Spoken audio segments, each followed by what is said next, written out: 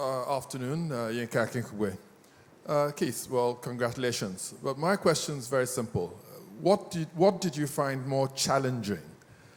Corrupt individuals or a corrupting environment? Because I have started to believe that one of the reasons we're not grappling the snake of corruption is because we fail to recognize that a corrupting environment is actually more dangerous and more debilitating for us than simply identifying corrupt individuals.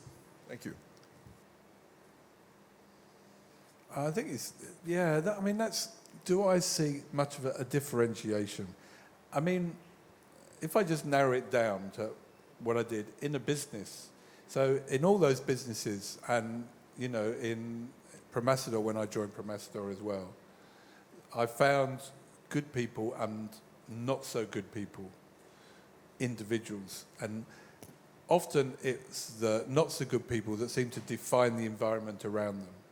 So the first thing I did, and I talk about it in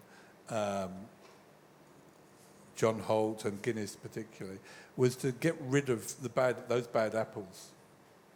And then if you do that and you replace them with, so in Promasidor, we had to get rid of some bad apples. And then we brought in some good people and we created an environment where, so then we tried our best with my Nigerian management team to, for example, I can think of examples where we were being harassed.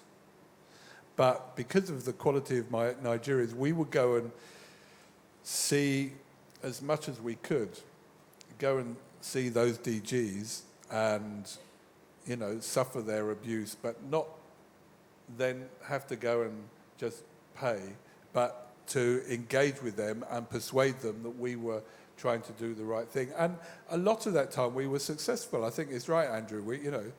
And if you create that reputation that you're someone who wants to do things properly, and you don't create the excuses that they can use, then, so I think it's about identifying good people, getting rid of the bad people. If someone is very, very clever but he's corrupt, get rid of him. Because if he's a bad person, and corruption takes many forms, if he's just abusing his staff, then get rid of him, because you won't build an environment in, if we're talking about a workplace environment, you won't build a team. If you have people, even if he's the most brilliant technical guy or finance guy, but he's a bully, the fact that you keep him in your management team means that organization knows that you're not tackling that environment. So you have to get rid of that person, because otherwise you can't change that environment.